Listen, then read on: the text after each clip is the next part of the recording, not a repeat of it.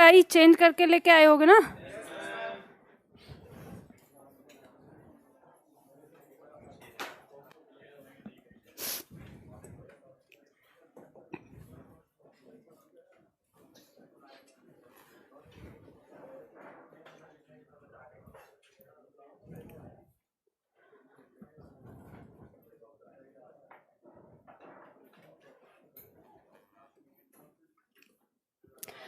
देखो, हम जो यहाँ पर हिंदी साहित्य पढ़ रहे हैं, इस हिंदी साहित्य का मतलब वो हिंदी साहित्य नहीं है जो अक्सर बच्चे पूछते रहते हैं, ठीक है। हिंदी साहित्य दो प्रकार का आपका हिंदी साहित्य होता है। एक वो जो सब्जेक्टिव परीक्षाओं के लिए होता है, और एक जो ऑब्जेक्टिव परीक्षाओं में ज़्यादा से ज़्यादा 5 से लेके 10 क्वेश्चन जिसमें आते हैं। ऑब्जेक्टिव भी दो तरह की परीक्षाएं होती हैं। एक परीक्षा में 100 से अधिक, 100 या 50 या 60 या 70 इस तरह के प्रश्न आते हैं अलग अलग, जो अध्यापक वाली होती है। और एक परीक्षा होती है कि जिसमें हिंदी ही, पूरी हिंदी ही 40 नंबर की या 50 नंबर की या 70 नंबर की आ रही है, लेकिन उसमें 10 नंबर, 6 नंबर, 7 नंबर, 8 नंबर साहित्य से आता है। तो हम उसको यहाँ पर पढ़ रहे हैं। जो 10 नंबर से लेके, यानी 5 नंबर से लेके 10 नंबर तक का जो हमारा हिंदी साहित्य आता है, वो हम यहाँ पर पढ़ने वाले हैं आज की क्लास में हिंदी साहित्य को लेकर। तो यहाँ पर ये जो हमारी कक्षा आज हम पढ़ेंगे, अब हिंदी साहित्य हमारा कितना होता है, क्या क्या इसमें सारी चीज़ें हमें पढ़नी है, इन सब के बारे में आपको एक चीज़ मैं बताती हूँ। अक्सर जो हमारे छात्र हैं वो हिंदी साहित्य को लेकर बहुत ज़्यादा चिंता में रहते हैं कि हिंदी साहित्य कैसे आता है, और ये तो यहाँ मैं एक डिज़ाइन बनाती हूँ। ये एक गोला है, ठीक है। अगर हम इस गोले को नाम दे दें कि ये हिंदी साहित्य है, जो जितना भी हम पढ़ते हैं, तो ये पूरा हिंदी साहित्य है। और आपको जो मैं पढ़ाने जा रही हूँ इस गोले में, कितना मैं पढ़ाने जा रही हूँ, तो शायद इतना। समझ रहे हैं? अभी जो भी मैं पढ़ाऊंगी, अभी ये मत कहना कि मैम बहुत ज़्यादा है या बहुत थोड़ा है या ये सारी चीज़ें, ठीक है, जितना भी ये दिया है। तो ये हिंदी साहित्य में इतना हिस्सा है।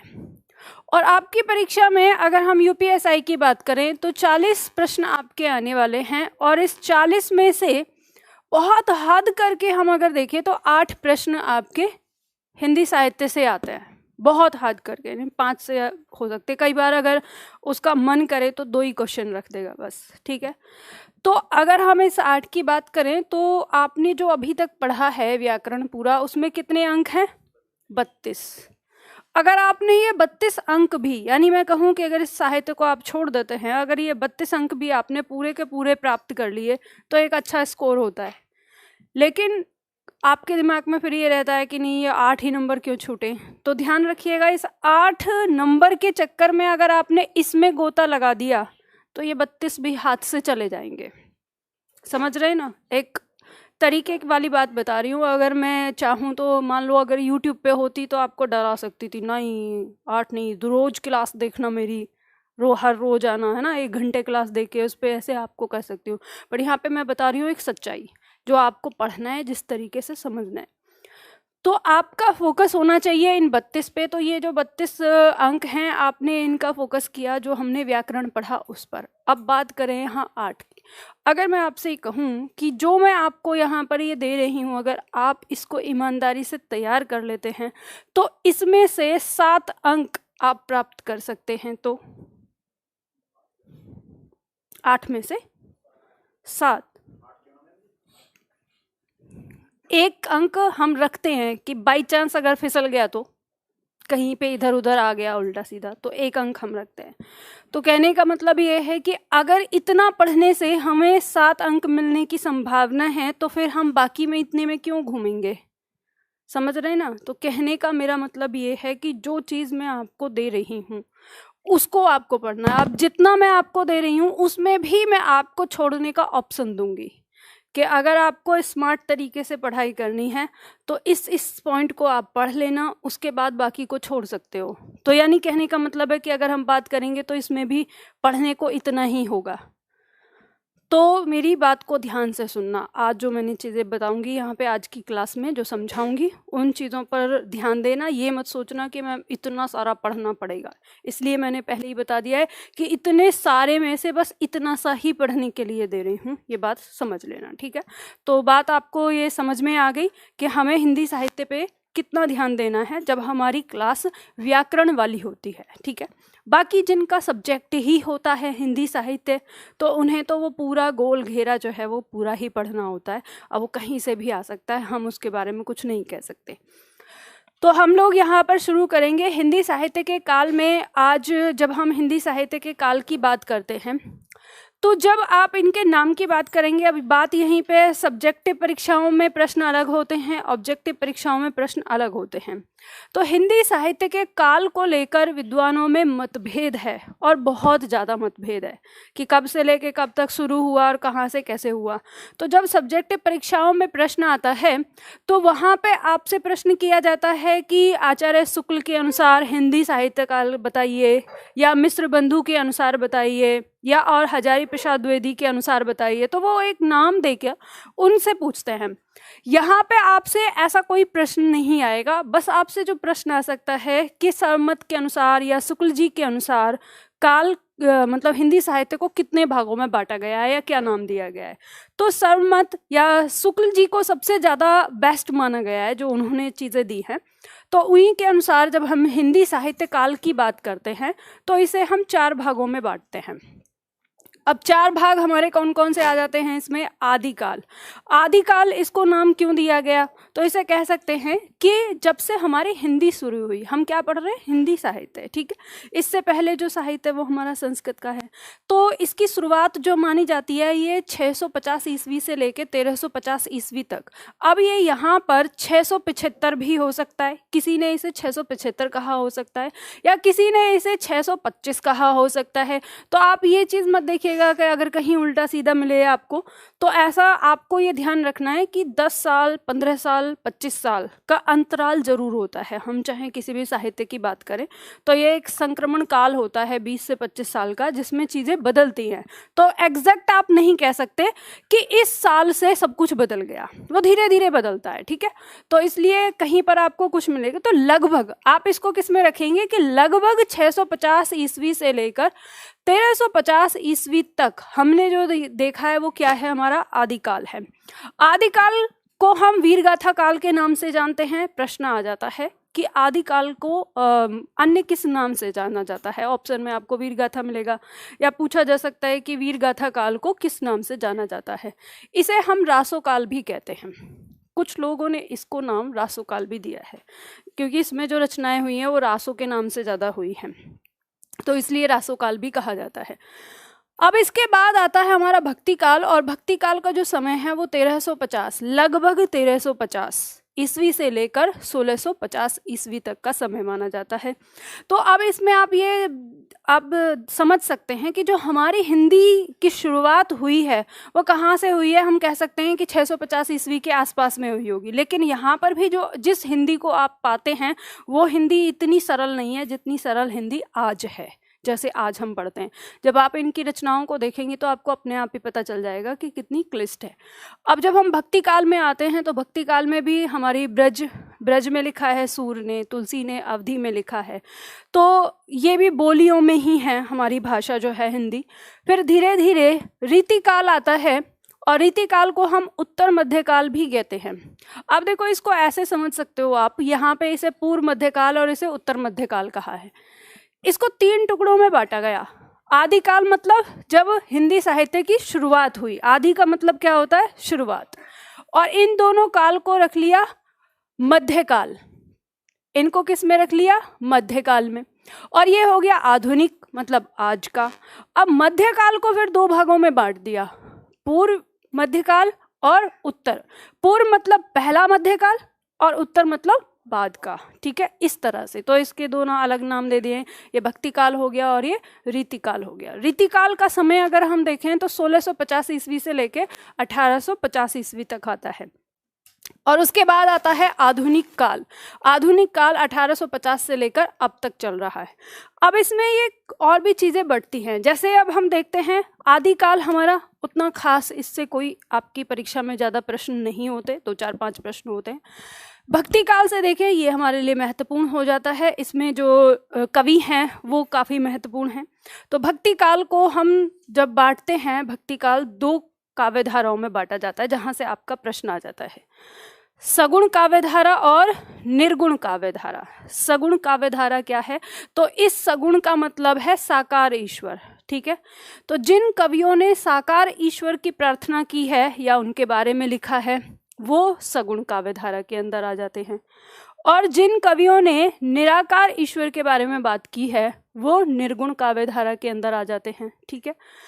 अब सगुण काव्य धारा को भी 2 भागों में बांट दिया गया है, कृष्ण भक्ति काव्य धारा और राम भक्ति काव्य धारा। तो हम कह सकते हैं कि जिन कवियों ने कृष्ण के बारे में बताया है वो कृष्ण भक्ति काव्य धारा हो गई, और जिन कवियों ने राम के बारे में बताया है वो राम भक्ति काव्य धारा हो गई। और निर्गुण काव्य धारा को भी फिर 2 भागों में बांट दिया गया, ज्ञानाश्रयी या संत काव्य धारा और प्रेमाश्रयी या सूफी काव्य धारा।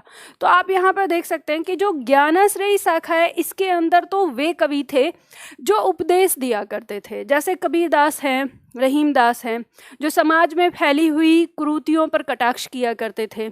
तो इनका ईश्वर क्या था? निराकार ईश्वर था, और ये समाज की चीज़ों के बारे में ही लिखते थे कि समाज को कैसे जीना चाहिए। प्रेमाश्रयी शाखा में जो कवि थे, ये ईश्वर से प्रेम करते थे। इनका प्रेम किस तरह से था? निराकार ईश्वर था। अब देखो, प्रेम तो यहाँ पर भी है, लेकिन यहाँ पे है साकार, यहाँ पे उस ईश्वर को आकार दिया हुआ है। लेकिन यहाँ पर जो प्रेम था, इसमें कोई आकार नहीं था कि परमात्मा है, वो निराकार है, और फिर परमात्मा से प्रेम करने वाली आत्मा है। तो ये या तो परमात्मा को प्रेमी या प्रेमिका मान लेते थे, और आत्मा को फिर प्रेमिका या प्रेमी मान लेते थे। तो इस तरह से सूफी काव्य धारा के अंदर सिर्फ प्रेम की बात हुई है, और वो भी ईश्वर से प्रेम की। और कहीं हद तक अगर हम देखें तो जो रीति काल हमारा निकला, वो इसी प्रेमा से ही शाखा से निकला। अब देखो, आप लोग जब पढ़ते हो, जीएस पढ़ते होगे, अब आप जिस स्तर का पढ़ते हो, अगर हम यूपीएससी स्तर पर जाते हैं तो यूपीएससी में क्या होता है, आप कोई भी सब्जेक्ट जब पढ़ रहे हो तो हर सब्जेक्ट को ना एक दूसरे से रिलेट करके देखते हो। अगर मान लो आप भूगोल पढ़ रहे हो, तो आप किसी भी जगह के भूगोल के बारे में अगर आप पढ़ रहे हो, तो वहाँ पे अगर वहाँ का इतिहास क्या है, वहाँ का समाज क्या है, वहाँ का अर्थ क्या है, ये सारी चीज़ अगर आप एक साथ पढ़ते हैं तो आपके सारे जितने भी सब्जेक्ट हैं सारे कंप्लीट होते चले जाते हैं। तो अब ऐसा क्यों पढ़ते हैं? क्योंकि इससे हमारी बहुत सारी चीज़ें लिंक होती हैं। तो उसी से लिंक होता है आपका साहित्य भी। जो हमारे आसपास की परिस्थितियां होती हैं ना, उसके अनुसार हमारा काव्य भी बदलता है। जैसे आदिकाल की अगर हम बात करते हैं, आदिकाल को वीरगाथा काल नाम दिया गया। क्यों? क्योंकि इस समय में जो कवि था वो राजा के साथ युद्ध के मैदान में हुआ करता था। जैसे आदिकाल में पृथ्वीराज रासो का जो महाकाव्य है, हिंदी का पहला महाकाव्य माना जाता है। ये आपसे प्रश्न भी आएगा कि हिंदी का पहला महाकाव्य है तो पृथ्वीराज रासो। अब पृथ्वीराज जिस समय के थे, उसी समय को आप अपने दिमाग में ले आइए। आपने इतिहास पढ़ा होगा, अब हाँ, उन सारी चीज़ों के बारे में। तो उस समय का जो समय था वो ऐसा था कि जो कवि था वो राजा के साथ युद्ध के मैदान में ही है। अब कवि क्या लिखेगा? कवि वो लिखेगा जो वो देखेगा। तो कवि देख रहा है बस मारकाट हो रही है, सब लड़ रहे हैं, राजा जो है वीरता या अपनी सीमाओं को बढ़ाने की कोशिश कर रहे हैं, या बाहरी आक्रमणकारियों से अपने आप को बचाने की कोशिश कर रहे हैं, तो कविताओं में वही लिखा जाता था। यहाँ की नायिकाओं में भी इस तरह का मतलब रस था कि वो श्रृंगार की बात नहीं करती हैं, नायिका भी युद्ध की ही बात करती हैं। तो इसलिए इसको वीरगाथा काल भी बहुत सारे लोग कहते हैं कि इसमें जो काव्य आता है वो उसमें वीर रस प्रधान रहा है। तो आपकी परीक्षा में यह प्रश्न भी बन जाता है कि हिंदी साहित्य के काल में से वह कौन सा काल है जिसमें वीर रस प्रधान है। तो वीर रस प्रधान किस में है? आदिकाल में। जैसे मैं अगर कोई पॉइंट आपको बता रही हूँ तो ये आप लिख सकते हो, मुझे नहीं पता कि आगे वो लिखा हुआ होगा या नहीं होगा, पर प्रश्न बन जाते हैं, ठीक है। जो पॉइंट मैं यहाँ पे बता रही हूँ, जो लिखा हुआ है वो मैं नहीं बता रही हूँ। उसके बाद आप इसे देख सकते हो कि परिस्थिति कैसे बदलती है। जब आप बहुत हद तक लड़ते ही रहेंगे, एक दिन तो आपका मन भरेगा ना उस लड़ाई से। तो ऐसे ही हुआ, धीरे धीरे हमारा जो काल है, अब ये देखो 650 से लेके 1350 तक लड़ता ही आ रहा है आदमी, बस एक ही तरह का काव्य सुने जा रहा है, लड़ाई लड़ाई लड़ाई लड़ाई। तो क्या होता है, मोह भंग हो जाता है। अब जब इतनी लड़ाई सुन ली तो उसके बाद क्या हो गया, उसके पास शांत रस या भक्ति रस की तरफ वो बढ़ गया और ईश्वरीय भक्ति की बात होने लगी। यहाँ पे अब ये भक्ति काल है पूरा, और ये 1350 ईस्वी से लेकर 1650 ईस्वी तक, यानी 300 साल तक जो व्यक्ति है वो क्या पढ़ता रहा, केवल भक्ति भक्ति भक्ति। और बहुत ज़्यादा भक्ति करने पर भी इंसान कोई सन्यास थोड़ी रहे, सन्यासी के बस भक्ति भक्ति। तो एक समय के बाद इस भक्ति काव्य के अंदर ही एक छोटी सी लौ उसे दिखाई दी प्रेम की, जो अभी तक आत्मा और परमात्मा पे थी। तो आत्मा और परमात्मा के प्रति प्रेम की बात करते करते ये धीरे धीरे रीति काल की तरफ, जो 650 से लेकर 1850 तक आया। तो यहाँ पे फिर हमारा परिवेश बदला। परिवेश इस तरह से बदला कि अब रीति काल तक पहुँचते पहुँचते यहाँ पर मुगल आ गए थे हमारे देश में। और जब मुगल आ गए थे तो जो राजा हुआ करते थे वो अपने यहाँ पे रत्न रखते थे। आपने सुना ना, उसके पास 9 रत्न थे, 11 रत्न थे या 7 रत्न थे। इन रत्न का मतलब क्या है, हीरे जवाहरात थोड़े ना थे। इन रत्नों का मतलब ये था कि अपने क्षेत्र में कोई सुप्रीम हुआ करता था। अगर वो डॉक्टर है तो अच्छा डॉक्टर होगा, अगर वो वैज्ञानिक है तो एक अच्छा वैज्ञानिक होगा। तो उसी तरह से साहित्य के क्षेत्र में जो कवि हुआ करते थे, जो अच्छे कवि हुआ करते थे, तो सब ऐसे रखते थे। तो अब जो कवि है वो संसार से बाहर निकलकर, मतलब जो अभी तक भक्ति की मंदिरों में और इन भजन कुंडलियों में था वो कवि, वो निकलकर कहाँ पहुँच गया, राजा के दरबार में।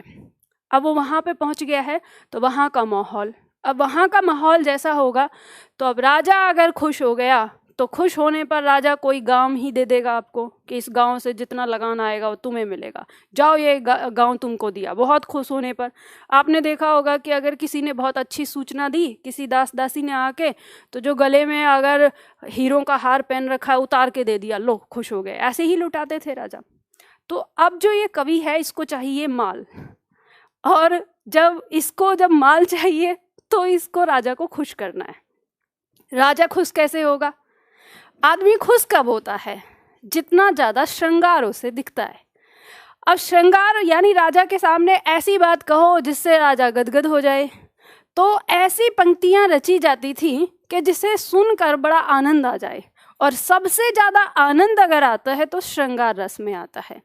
तो श्रृंगार रस की कविताएं रची जाने लगी, और श्रृंगार रस में रचते रचते कि एक ने कुछ कहा।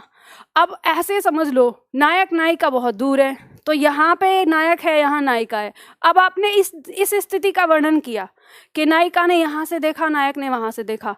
अब इतने में आनंद आ गया कि हाँ एक दूसरे ने देखा। फिर अगले दिन कविता लगी कि अब नायक और नायिका थोड़े से और पास आए, तो अब यहाँ पे आनंद आएगा। अब इतने पे आनंद नहीं आएगा, वो पास आने चाहिए, फिर और पास आने चाहिए, फिर और पास आने चाहिए। तो कहने का मतलब है कि जो श्रृंगार था वो धीरे धीरे क्या हो गया, अश्लील होता चला गया। आपकी परीक्षा में प्रश्न आता है कि हिंदी साहित्य का वह कौन सा काल है जिसमें सर्वाधिक अश्लील काव्य रचा गया, तो रीतिकाल। रीतिकाल को अधिकतर विद्वानों ने जो रीतिकाल नाम दिया है वो रति के नाम पे दिया है। श्रृंगार रस का जो भाव है रति। दूसरा प्रश्न आपकी परीक्षा में आ जाता है कि सबसे ज्यादा श्रृंगार रस की बहुलता वाला काल कौन सा है, तो वो है रीतिकाल। अब रीतिकाल में फिर धीरे धीरे क्या हुआ, 1850 के आसपास अंग्रेज आ गए। अंग्रेजों को पता चल गया कि भोग विलास में लगे हुए हैं, इनसे तो कुछ होने जाना नहीं है। उसने चारों तरफ अपनी कंपनी आई थी ना पहले, कंपनी ने अपने चारों तरफ फैला लिया, और जिन राजाओं की कोई संतान नहीं थी उन राज्यों को अपने अंडर में करना शुरू कर दिया। तो 1857 की क्रांति के आसपास आपको पता है क्या होने लगा, राजाओं के राज्य छिनने लगे, और अंग्रेज जिस भी राज्य पर आक्रमण करते उसको राजा को केवल प्रतिनिधि बना देते और राजा को ही पेंशन देने लगे, सारा लगान खुद लेने लगे। तो जब राजा को ही पेंशन मिल रही है तो फिर वो रत्नों को कैसे रखेगा, उन्हें भी तो वो सैलरी पे ही रखता था ना। तो अब धीरे धीरे ये सारी चीज़ें फैल गई और अब जो कवि है वो आधुनिक काल की तरफ आ रहा है और ये कवि हो चुका है स्वतंत्र। अब ये चारों तरफ देख रहा है अंग्रेजों का अत्याचार, देख रहा है लोगों के अंदर बेचैनी, देख रहा है जो कुरीतियाँ बढ़ गई हैं, सती प्रथा बढ़ गई थी, विधवा, जब कोई विधवा हो जा रही है तो उसको जला दिया जा रहा है, पर्दा प्रथा बढ़ गई थी, अगर मान लो जैसे किसी का विवाह, बाल विवाह, छोटी बच्चियों का विवाह हो जा रहा था, बहुत सारी ऐसी कुरीतियाँ समाज में होने लगी थी। तो कवि अब उन पर लिखने लगा। अंग्रेजों से आज़ादी होने का जो मन में एक उठ रही थी भावनाएं, वो सब लिखी जाने लगी। तो ये आधुनिक काल की तरफ आ गया और इसी तरह से हमारा साहित्य भी बदलता चला गया। आधुनिक काल में जब हम बात करते हैं तो कई सारे हिस्से, यहाँ पे हमें थोड़ा कम साहित्य मिलता है, यहाँ थोड़ा ज़्यादा मिलता है, इससे थोड़ा ज़्यादा ये मिलता है और इससे ज़्यादा ये मिलता है हमारे पास। तो इसलिए ये बड़ा इतने बड़े साल तक दिया है, बहुत कम काव्य है, लेकिन इम्पोर्टेंट हमारा क्या हो जाता है, आधुनिक काल। आधुनिक काल में जो रचनाएं हुई उनको हमने ज़्यादा सजो के रखा और हम ज़्यादा सजो के रख पाए, क्योंकि तब तक हम समझ चुके थे कि हमें अपने साहित्य को भी सजो के रखना चाहिए। तो इसको फिर हमने कई भागों में बांटा। सबसे पहला भाग इसका आ जाता है भारतेंदु युग। और ये भारतेंदु युग जो है, ये जो हमारे भारतेंदु हरिश्चंद्र हैं उनके नाम पर रखा गया और ये 50 साल का लगभग रहता है, 1850 से लेके 1900 तक। कई ऐसा भी हो सकता है कि कुछ लोग इसको 1875 से लेके 1925 तक का कहें, लेकिन लगभग 50 साल का होता है। तो आप इसमें देख सकते हैं थोड़ा बहुत ऊपर नीचे चलता रहता है।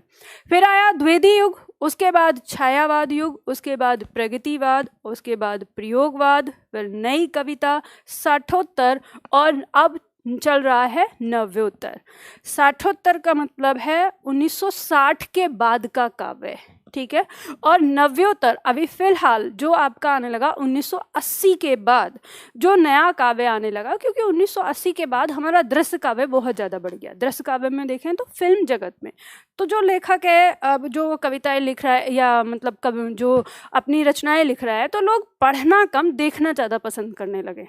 तो यहाँ तक हम आ जाते हैं, इन्हीं सारी चीज़ों पे हम डिटेल में देखेंगे। अब आपको आपकी परीक्षा में जो आता है यहाँ से प्रश्न, वो क्या आता है आपकी परीक्षा में? जो एक अधिकतर जो चीज़ें आती है कि आपको लेखक का नाम दिया होगा, या तो उसकी रचना पूछी जाएगी, या रचना का नाम दिया होगा, उसका लेखक पूछा जाएगा। तो इतनी ही सारी चीज़ आपको याद करनी है। और पिछले 2 साल से एक चलन में और आया है कि कुछ महत्वपूर्ण लेखक के जीवनी के ऊपर प्रश्न आने लगे हैं आपके, तो उससे संबंधित भी मैंने चीज़ें बताई हैं। अब देखो, जो आपको याद रखना है आदिकाल और वीरगाथा काल से जिन पॉइंट को याद रखना है वो पॉइंट मैंने यहाँ पर दे दिए। जैसे नाम के बारे में आए, नाम से संबंधित प्रश्न, तो ये आपको नाम याद रखने हैं कि किसने क्या नाम दिया है। जैसे हम यहाँ पर देखें कि महावीर प्रसाद द्विवेदी ने बीज वपन काल नाम दिया है, शुक्ल जी ने आदिकाल या वीरगाथा काल नाम दिया है, राहुल सांकृत्यायन ने सिद्ध सामंत काल नाम दिया है। तो ये चीज़ आपको याद रखनी होगी, ठीक है। जैसे संधि का जो राम कुमार वर्मा, इन्होंने संधि काल और चारण काल दिया है। अब परीक्षा में प्रश्न ऐसे आ सकता है कि ये नाम किसने दिया है, तो ये आपको याद रखने, इस तरह का ये आदिकाल के पॉइंट है। अब आदिकाल में जो रचना आपको याद रखनी है वो महत्वपूर्ण है, चंद्रवरदाई की रचना। अब मैं जो नाम बोल रही हूँ उसके नीचे ना अंडरलाइन कर लेना, क्योंकि ऐसा हो सकता है जब आप परीक्षा के लिए जाए 2 दिन पहले 3 दिन पहले आप पूरा ना याद रखें, लेकिन जो मैं आपको नाम याद दिला रही हूँ यहाँ पर रेखांकित किया हुआ, वो जरूर देख के जाइएगा, ठीक है। तो चंद्रवरदाई पृथ्वीराज रासो शुक्ल जी के अनुसार हिंदी का प्रथम महाकाव्य माना जाता है। अब यहाँ से ही आपके कई सारे प्रश्न बन सकते हैं कि पृथ्वीराज रासो किसकी रचना है? चंद्रवरदाई की। चंद्रवरदाई ने सबसे प्रसिद्ध कौन सा काव्य लिखा है? पृथ्वीराज। या शुक्ल जी के अनुसार प्रथम महाकाव्य कौन सा है? पृथ्वीराज रासो। तो इस तरह से कई सारे प्रश्न बन जाते हैं। इसके बाद यहाँ पर जो आपका दिया हुआ है विद्यापति, विद्यापति के पदावली और कीर्तिलता, ये काफ़ी महत्वपूर्ण हो जाते हैं ना याद करना। बाकी सबको एक बार जरूर पढ़ लेना, ये नहीं कि बिना पढ़े छोड़ कर चले जाओ। पूर्व मध्यकाल जिसे भक्ति काल कहते हैं, भक्ति काल को हिंदी साहित्य का स्वर्ण काल कहा गया है। अब इसे स्वर्ण काल बोला गया है, आप इसको ध्यान देना, इससे भी प्रश्न आया हुआ है। अब इसमें दिया है संत काव्य धारा के बारे में बताया गया है। संत काव्य धारा के प्रतिनिधि कवि किसको माना गया है? कबीरदास जी को। और इनसे संबंधित और कवियों के नाम हैं कि इनके समय में और कौन कौन से कवि थे जिन्होंने संत काव्य धारा में लिखा है। प्रेमाख्ययी या प्रेमाश्रयी या जो हमने कहा सूफी काव्य धारा, उसके जो प्रतिनिधि कवि हैं वो जायसी हैं, और जो बाकी कवि हैं उनके नाम दिए हुए हैं। उनके साथ साथ कौन थे? और जिन कवियों ने विष्णु के अवतार कृष्ण के रूप में उपासना की है, उनके प्रतिनिधि कवि यानी कृष्ण काव्य धारा के प्रतिनिधि हैं सूरदास जी, और इनके साथ और बाकी जो कवि हैं वो हैं। हाँ जी, हाँ दिया होगा ना इसमें, शायद है, रसखान ने भी तो कृष्ण के बारे में ही बोला है। लेकिन ये देख लेना कि ऐसा जरूरी नहीं है कि जिसने एकाध, जिसका सर्वाधिक काव्य है तब वो डिसाइड हुआ है। अब जैसे मान लो हमारे जो ये हैं तुलसीदास जी, इन्होंने भी तो लिखा है कृष्ण के बारे में, तो आप ये तो नहीं कह सकते ना। कहाँ लिखा है अभी बताती हूँ, याद रखना परीक्षा में आता है वो। यहाँ पे जिन कवियों ने राम की भक्ति के काव्य धारा से लिखा, तो तुलसीदास इनके सबसे बड़े कवि हैं या प्रतिनिधि कवि हैं, और बाकी और आते हैं इसके अंदर। अब इसमें रचनाएं आपको याद रखनी है। संत काव्य धारा में कबीरदास का बीजक, बीजक के अंदर रमैनी, सबद, साखी कोई सा भी नाम दे दिया जाता है, ये आपको याद रखना है, बाकी सबको एक बार पढ़ना। सूफी काव्य धारा के अंदर अगर हम देखते हैं तो चित्रावली उस्मान की पूछी जाती है, मृगावती कुतबन की, और उसके बाद पद्मावत अखरावट जयसी की है ये यहाँ पर, ठीक है। उसके बाद सत्यवती कथा ईश्वरदास की। कृष्ण भक्ति काव्य धारा के अंदर सूरदास, सूर सागर, सूर सारावली, साहित्य लहरी। साहित्य लहरी अभी भी आया है, कोई अभी परीक्षा हुई थी तो उसमें पूछा था। और भ्रमर गीत मोस्ट इम्पॉर्टेंट है, इनको लगाइए, याद रखिएगा। इसके बाद मीराबाई, इसमें दिया है नरसी का मायरा और गीत गोविंद। इससे ज़्यादा आपका है गीत गोविंद टीका और राग गोविंद, ये दोनों को याद रखिएगा, मीराबाई के हैं। गीत गोविंद एक और रचना है, तो वो आधुनिक काल में है, और एक यहाँ पर जो हमारी भक्ति काल आता है, इसमें मीराबाई की गीत गोविंद टीका है। अगर टीका लगा हुआ होगा तो वो किसका है? मीराबाई का। जयदेव का नहीं है, शायद जयदेव का है, चलो देखते हैं आगे। इसके बाद रचनाकार जो रामानंद हैं, इन्होंने राम आरती दिया है, हालांकि ऐसा पूछा नहीं गया इसके बारे में। तुलसीदास महत्वपूर्ण है यहाँ पर, और तुलसीदास में जितनी भी रचनाएं हैं सबको पढ़ना, और सबसे मोस्ट इम्पॉर्टेंट इसमें कृष्ण गीतावली, क्योंकि ये ऐसा है जो आपको डिस्टर्ब करता है, ठीक है, कंफ्यूजन पैदा करता है। आप ये देखेंगे कि कृष्ण गीतावली किसकी है, सबसे पहले ऑप्शन में सूरदास जी दिया होगा। आप सपने में भी नहीं सोच सकते कि तुलसीदास ने लिखा होगा, है ना। तो सूरदास जी की तो अक्सर जो है वो सूर से शुरू होती है, साहित्य लहरी और भ्रमर गीत यही आते हैं। कृष्ण गीतावली ये तुलसीदास की है, क्योंकि तुलसीदास ने भी लिखा है। तुलसीदास के अगर काव्य को देखते हैं, आप पढ़ते हैं, तो आप ये पाते हैं कि अगर आपने सूरदास का भी पढ़ा है और फिर तुलसीदास को भी अगर आप पढ़ते हैं, तो इनके काव्य को पढ़ने से आसानी से सब कोई पता कर लेता है कि सूरदास के काव्य को पढ़कर इन्होंने लिखा है। तुलसीदास ने अपने पूर्वजों में शामिल किया है सूरदास को, और उनकी तरह से लिखने की कोशिश की है। तो इसलिए इनकी भी इच्छा हुई कि कृष्ण पर भी लिखा जाए, तो इसलिए लिखा इन्होंने। मोस्ट इम्पॉर्टेंट आता है अष्टछाप के कवि, ये पूछा जाता है। अष्टछाप कवि जो हैं ये कृष्ण भक्ति काव्य धारा के कवि हैं। वल्लभाचार्य के 4 शिष्य हुए, सूरदास, कुंभनदास, परमानंद दास और कृष्णदास, ठीक है। वल्लभाचार्य के पुत्र हैं विट्ठलनाथ, और इनके 4 शिष्य हैं छीत स्वामी, गोविंद स्वामी, चतुर्भुज दास और नंददास। और ये आठों, यानी ये आठों मिलकर क्या कहलाए? अष्टछाप। तो अष्टछाप कवि किनके शिष्य हैं? अगर ऐसे पूछा जाए तो वल्लभाचार्य और विट्ठलनाथ के शिष्य हैं। विट्ठलनाथ के पिताजी हैं वल्लभाचार्य, वल्लभाचार्य के पुत्र हैं विट्ठलनाथ, ठीक है। इनको याद रखना, ये मोस्ट इंपॉर्टेंट है, पूछा जाता है, ये अध्यापक वाली परीक्षाओं में भी यहाँ से बहुत आता है। रीतिकाल के बारे में जो आपका दिया हुआ है, इसके बारे में आप सारे पॉइंट याद रखिएगा। इसकी रचनाओं पर हम बात करेंगे। दिया हुआ है बिहारी सतसई, इनका बस यही आता है बिहारी सतसई, ठीक है। इसके बाद आता है घनानन रचनाकार, घनानन सुजान हित प्रबंध। भूषण का आता है शिवराज भूषण और शिवा भवानी। आधुनिक काल में बात करेंगे भारतेंदु युग की। भारतेंदु युग की प्रवृत्तियां क्या थी, जैसे दी हुई हैं, 6 प्रवृत्तियां दी हुई हैं। नव जागरण, सामाजिक चेतना, भक्ति भावना, श्रृंगारिकता, रीति निरूपण और समस्या पूर्ति। ये इस तरह से पॉइंट जो दिए हैं, इन सारे पॉइंट को आपको ध्यान से पढ़ना है, यहाँ से प्रश्न आ जाते हैं। द्विवेदी युग का जो महत्वपूर्ण प्रश्न है वो है महावीर प्रसाद द्विवेदी के नाम पर इस युग का नाम पड़ा है। कई बार आपसे प्रश्न आ जाता है कि द्विवेदी युग किसके नाम पर पड़ा है। पहले ऑप्शन में आपको हजारी प्रसाद द्विवेदी देखने को मिल जाएगा, तो कई बार छात्र ना कंफ्यूज कर जाते हैं। तो याद रखना है महावीर प्रसाद द्विवेदी के नाम पर इस युग का नाम पड़ा है। द्विवेदी युग को जागरण सुधार काल के नाम से भी जाना जाता है। यह भी महत्वपूर्ण प्रश्न बन जाता है, इसे भी याद रखना है।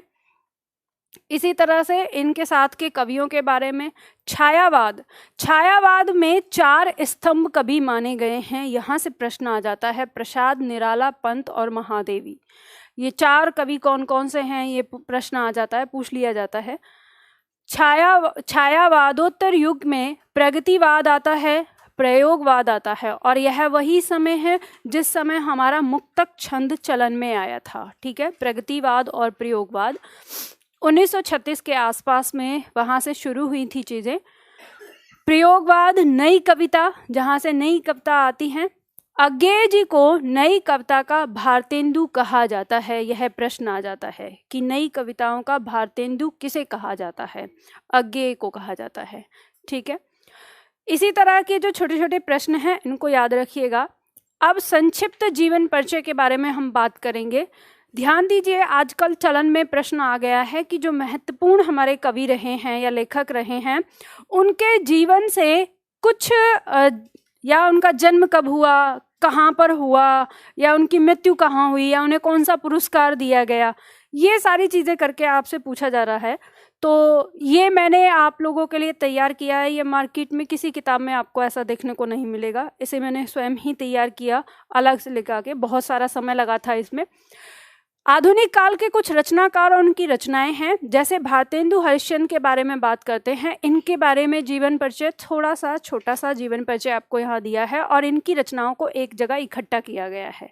आप जैसे देखते हैं, अभी पढ़ते हैं मार्केट में जो किताबें होती हैं, कविताएं अलग अलग दी रहती हैं, इनके उपन्यास अलग होंगे, कहानी अलग होगी, नाटक अलग होंगे, अलग अलग पढ़ना पड़ता है। पर यहाँ पे मैंने एक जगह कर दिया है कि आप यहाँ देख सकते हैं कि एक भारतेंदु हरिश्चंद्र की कौन कौन सी रचनाएं हैं। तो जैसे इनकी कविता में आ जाती है प्रेम मल्लिका, प्रेम सरोवर, गीत गोविंद, ठीक है। इसमें अब जो इसमें महत्वपूर्ण है, जो आपको याद रखनी है, इनके नाटक में देखिए, इनके नाटक में भारत दुर्दशा बहुत ज़्यादा महत्वपूर्ण है, भारत जननी, मुद्रा राक्षस, और इसके बाद श्री चंद्रावली, कर्पूर मंजरी आ जाता है इसमें, और इनके यात्रा वृत्तांत में एक सरयू पार की यात्रा, ये महत्वपूर्ण हो जाता है, ठीक है। जो मैंने नाम लिए हैं इनको नीचे रेखांकित करके इनको बिल्कुल अच्छी तरह से रट लेना। बाकी सबको एक बार जरूर पढ़ना है, ध्यान में रखें कि क्या, हाँ जी, यात्रा वृत्तांत मैंने कल की क्लास में समझाया था, नहीं आए नहीं थे, अब आए नहीं थे। यात्रा वृत्तांत, कोई लेखक जो होता है वो कहीं पर जाकर यात्रा करे और उस यात्रा का वर्णन जिस तरीके से करे, वही यात्रा वृत्तांत होता है, ठीक है। अब मैथिली शरण गुप्त के बारे में आप देखेंगे, मैथिली शरण गुप्त के बारे में दिया हुआ है। इनकी कविताओं में जो सबसे महत्वपूर्ण आती है, जयद्रथ वध आती है, भारत भारती, पंचवटी, झनकार, साकेत, यशोधरा, ये पूरा लाइन लगा लो, ये मोस्ट इंपॉर्टेंट है यहाँ पर, ठीक है। महावीर प्रसाद द्विवेदी, इनके बारे में इन्हें पढ़ना है, इनकी जीवनी को, और इनकी जो महत्वपूर्ण आ जाती हैं, इनके निबंध में है कवि और कविता, ये इनका निबंध है जो पूछा गया है, ठीक है। बाकी सबको एक बार पढ़ना। प्रताप नारायण मिश्र, प्रताप नारायण मिश्र की रचनाओं में अगर हम देखेंगे, कविता में आती है प्रेम पुष्पावली, मन की लहर, और बाकी सारी रचनाओं को एक बार याद रखना, जरूर पढ़ना है। आते हैं अयोध्या सिंह उपाध्याय हरिओद। इनका नाम पूछ लिया जाता है, हरिओद का पूरा नाम क्या है, ये याद रखना है। अयोध्या सिंह उपाध्याय हरिओद, ठीक है, इनका पूरा नाम। इनकी कविताओं में प्रिय प्रवास महत्वपूर्ण है, वैदेही वनवास महत्वपूर्ण है, उपन्यास आ जाता है इनका अधखिला फूल। बाकी सबको एक बार पढ़ के याद रखना है। जयशंकर प्रसाद की रचनाओं में अगर हम बात करेंगे तो उर्वशी, उसके बाद झरना, आंसू, लहर और कामायनी, ये बहुत ज़्यादा आपकी परीक्षा में आता है। अगर आपने प्रीवियस क्वेश्चन पेपर देखे होंगे तो आपको पता होगा। उपन्यास है इनका कंकाल, तितली और इरावती अधूरा है। कहानियों में इनकी जो महत्वपूर्ण कहानियां हैं, आकाशदीप, पुरस्कार, इंद्रजाल, आंधी, ग्राम और छाया इनका कहानी संग्रह है। इसके बारे में काफ़ी पूछा जाता है, ठीक है, इसके लिए इनको पुरस्कार भी दिया गया था। इसके बाद इनके नाटक में जो महत्वपूर्ण है वो है अजातशत्रु, चंद्रगुप्त और ध्रुव स्वामिनी और स्कंदगुप्त। इनको याद रख लीजिए, कोई सा भी आ सकता है आपके यूपीएससी की परीक्षाओं में, तो इनका नाटक आता भी है। सूर्यकांत त्रिपाठी निराला जी का पूरा नाम सूर्यकांत त्रिपाठी निराला। निराला जी की कविताओं में सबसे महत्वपूर्ण है सरोज स्मृति। सरोज स्मृति के नीचे रेखांकित करके लिख दो, पुत्री की याद में लिखी हुई है ये। इनकी पुत्री की मृत्यु हो गई थी, उस समय लिखी इन्होंने सरोज स्मृति। राम की शक्ति पूजा, कुकर मुत्ता, गरम पकौड़ी, ये मोस्ट इम्पॉर्टेंट है इनकी, ठीक है। महादेवी वर्मा की कविताओं में निहार, रश्मि, नीरजा व सांध्य गीत। यामा के नाम से इनका संकलन है, ठीक है, ये सभी का संकलन यामा के नाम से, जिसके लिए इन्हें पुरस्कृत भी किया गया है, ठीक है। आगे दिया है संस्मरण अतीत के चलचित्र, ये संस्मरण है इनका। सुमित्रा नंदन पंत, इनकी कविता है कला और बूढ़ा चांद। वीणा, युगांत और युगवाणी, पल्लव, ठीक है, ये पूछे जा चुके हैं, याद रखना है इनको, रेखांकित जिन्हें कर रहे हो। रामधारी सिंह दिनकर जी की कविताओं में इनको जो पुरस्कार मिला है उर्वशी के लिए मिला है। देखो, उर्वशी एक कविता है और उर्वशी एक नाटक है, तो दिनकर जी का उर्वशी नाटक है, ठीक है, और इससे पहले जो हमने उर्वशी पढ़ी थी वो कविता है। तो ये आपको ध्यान रखना है, दोनों में आ जाता है, ये परीक्षा में कंफ्यूजन करने के लिए आता है। हालांकि दोनों का नाम एक साथ नहीं आता है, जब भी अगर पूछा जाएगा उर्वशी किसकी रचना है तो दोनों में से किसी एक का नाम रहता है। हुंकार, रेणुका, द्वंद्व गीत, कुरुक्षेत्र, रश्मिरथी, इतिहास के आंसू, धूप और धुआं, ये इनकी कविताएं हैं। उर्वशी इनका नाटक है, ये इम्पोर्टेंट है, बाकी सब एक बार देखना। निबंध इनका अर्धनारीश्वर, ये भी महत्वपूर्ण है। सच्चिदानंद हीरानंद वात्स्यायन अज्ञेय जी का पूरा नाम क्या है, ये पूछ लिया जाता है, ठीक है। तो अज्ञेय जी का जो टाइटल है ना, सरनेम, वो अज्ञेय नहीं है, वात्स्यायन है उनका सरनेम। सच्चिदानंद इनका खुद का नाम है, हीरानंद इनके पिताजी का नाम है और वात्स्यायन इनका टाइटल है, ठीक है, गोत्र कह सकते हो जिसे। और अज्ञेय क्या है? अज्ञेय इन्होंने अपने नाम के आगे स्वयं लगाया था। अज्ञेय का मतलब होता है कुछ नहीं जानने वाला, अज्ञानी, ठीक है। तो इन्होंने ये कहा था कि मैं कुछ नहीं जानता, और जो ये बात कह दे कि मैं कुछ नहीं जानता, उससे बड़ा ज्ञानी कोई नहीं होता।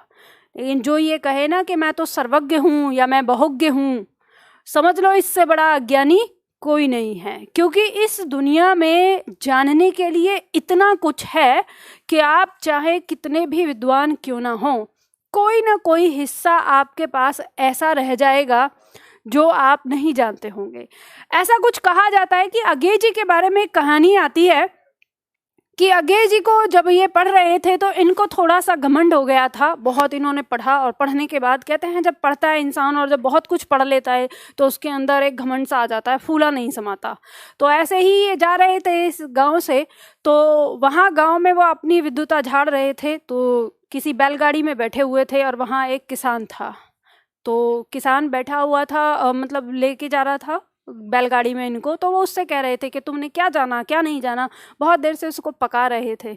तो उसने कह दिया कि अरे महाराज मैं कुछ नहीं जानता, आप ही जानते हैं। तो उन्होंने उस किसान को टोंट मार दिया कि तुम क्या जानते हो, तुम कुछ नहीं जानते। तो उन्होंने एक फसल के बारे में पूछ लिया उनसे, बरसिम समझते हो, आप समझते हो। उसने कहा कि बरसिम कौन सी फसल है। तो अज्ञेय जी को क्या पता, उन्होंने थोड़ी ना ये सारी चीजें करी है उसमें। तो उन्होंने कहा ये क्या है, नहीं उन्होंने कहा कि बरसिम किस पेड़ पर उगता है, ये पूछा था कि बरसिम किस पेड़ पर उगता है। तो उन्होंने कहा हाँ जंगल में उगता होगा। तो उन्होंने कहा अरे महाराज क्या आप अपने आप को कह रहे हैं कि आप ज्ञानी है, ज्ञानी है, आपको यही नहीं पता कि बरसिम पेड़ पर उगता है, कि वो पौधा होता है, कि वो फसल है, वो क्या है। तो आप क्या जानते हैं, आपके क्षेत्र का मैं नहीं जानता, मेरे क्षेत्र का आप नहीं जानते। तो अज्ञेय जी को कहते हैं ना कि वो जो 10,000 वोल्ट का झटका जो लगता है, वो झटका लगा उनको, और उनको समझ में आ गया कि मैं तो कुछ जानता ही नहीं। और उसके बाद उन्होंने घोषणा कर दी कि मैं कौन हूँ, अज्ञेय। और उन्होंने अपनी रचनाएं जो है वो अज्ञेय के नाम से ही प्रकाशित करनी शुरू की उसके बाद। तो ये कहा जाता है कि इंसान को ये बिल्कुल समझना चाहिए कि हम बहुत कुछ नहीं जानते। जैसे आप हर इंसान का एक क्षेत्र होता है, वो जिस क्षेत्र में काम कर रहा है वो उस क्षेत्र में बहुत कुछ जानेगा, लेकिन वो जिस क्षेत्र में काम नहीं कर रहा, जिसके बारे में उसने कभी जाना नहीं है, तो वो उस क्षेत्र के बारे में नहीं जानता। तो इसलिए कभी भी किसी व्यक्ति का मजाक भी नहीं उड़ाना चाहिए कि अरे तुम्हें तो कुछ नहीं पता, क्योंकि अगर उसने पलटवार कर दिया जो तुम्हें ना आता हो और उसे आता हो, तो वहां पे तुम भी बेइज्जत हो जाओगे। ठीक है, चलो इस कहानी से ये शिक्षा मिलती है हमें। आगे बढ़ते हैं। इनकी कविताओं में सबसे महत्वपूर्ण कविता आती है असाध्य वीणा। ठीक है, असाध्य वीणा कितनी नावों में कितनी बार, आंगन के पार द्वार आदि आदि, ये यहाँ पर आंगन के पार द्वार यहाँ तक पढ़ लीजिए। इसके बाद शेखर एक जीवनी इनका उपन्यास है, नदी के दीप, और नाटक है इनका उत्तर प्रियदर्शी।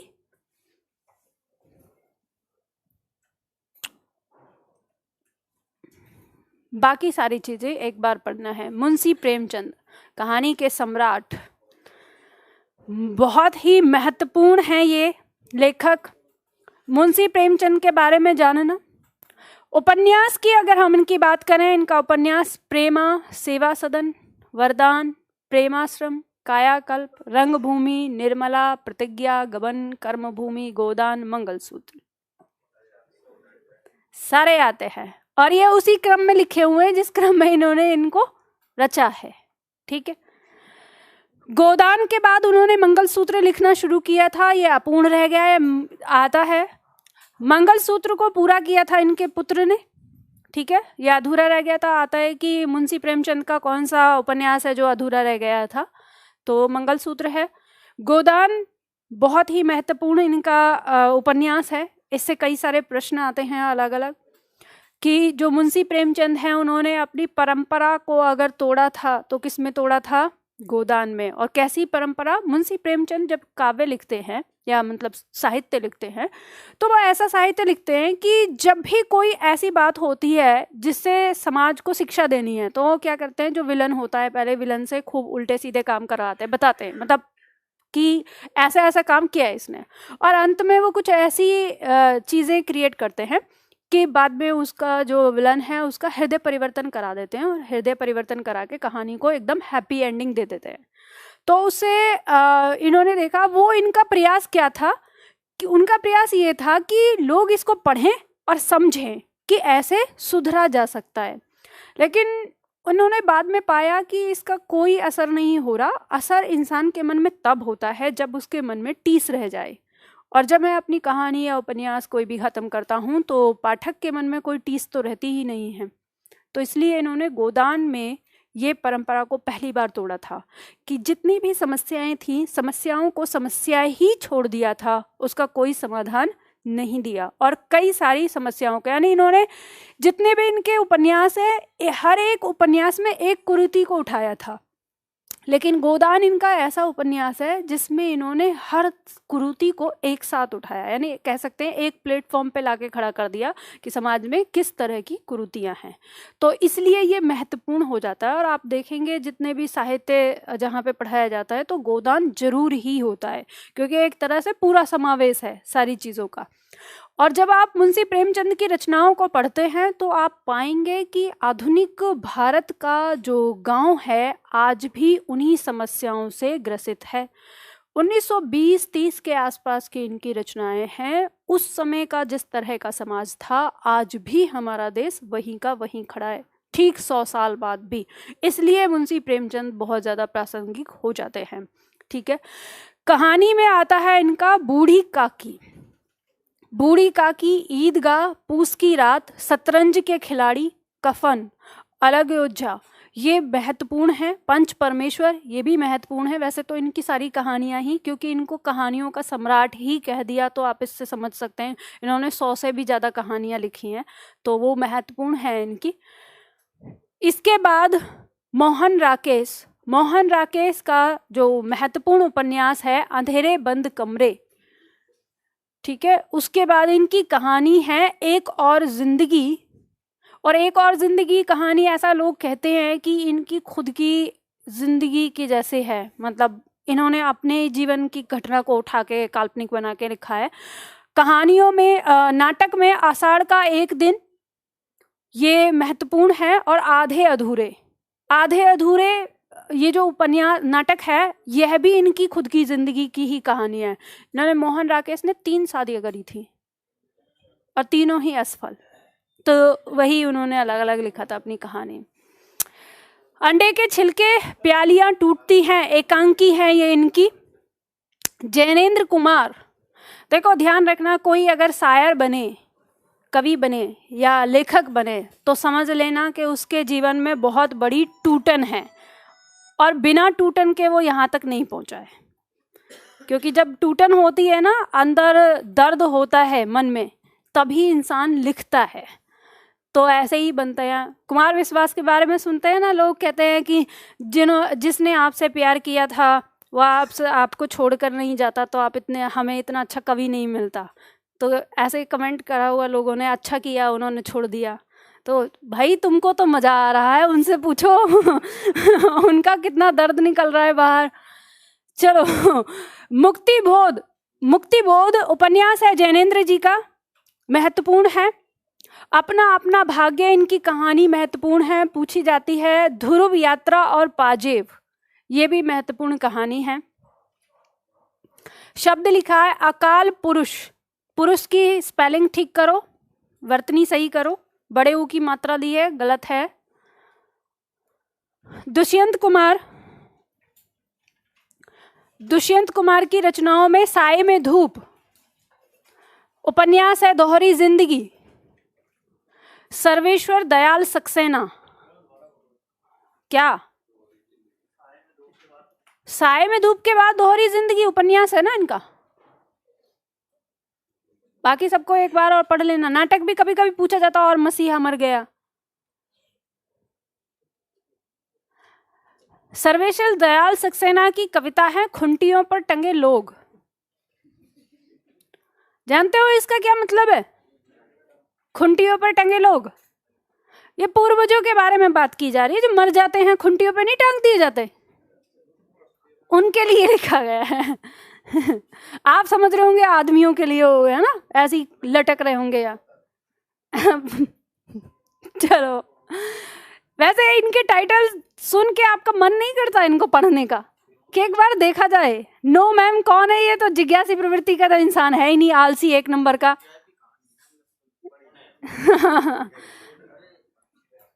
चलो मस्त है।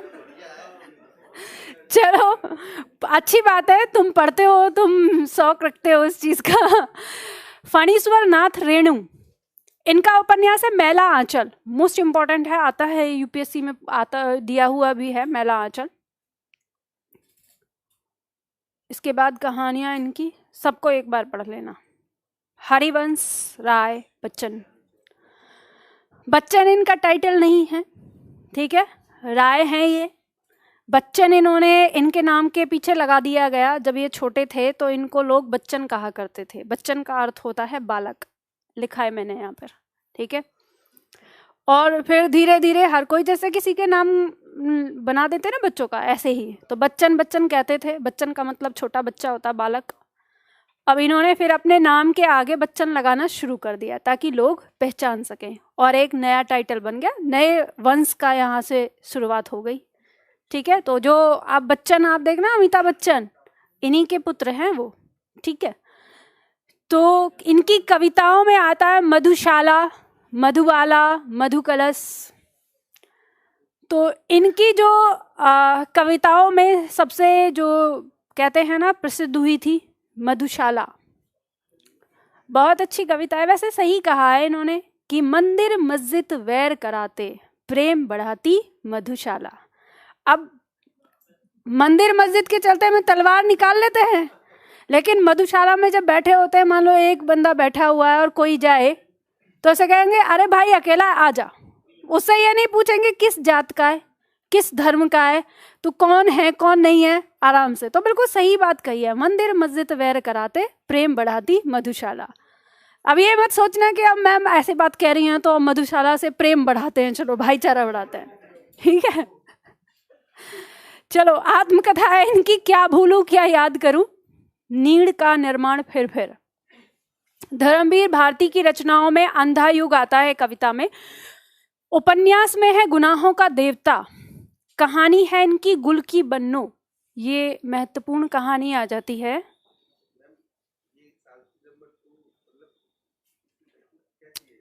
ये पता नहीं, मुझे इसके बारे में कोई जानकारी नहीं है। मैंने देखा है सावित्री नंबर 2 ही आती है, या तो ऐसा होगा नंबर 1 भी लिखी गई होगी, या हो सकता है किसी नाम का ऐसा टाइटल ही दिया गया हो। ऐसा क्या होता है ना कि बहुत सारी चीजें ऐसी हैं जिनके बारे में पूरी तरह से जानकारी है नहीं, और नेट पे भी अगर हम देखते हैं तो विरोधाभास मिल जाता है कई सारी चीजों का। हाँ, नेट पे गूगल पे भी हर चीज इतनी सही नहीं है। ये मत सोचना कि गूगल पे जो दिया है वो सही है। वहाँ इतनी जानकारी है कि एक ही चीज के बारे में 10 बातें कही गई होंगी, आपको जितना पता था वो भी गया। आप कहेंगे अब इसमें क्या सही है। ठेले पर हिमालय निबंध है, ये निबंध है। इसके बाद वृंदावन लाल वर्मा का जो महत्वपूर्ण है उपन्यास वो है झांसी की रानी। पढ़ा है आप में से किसी ने?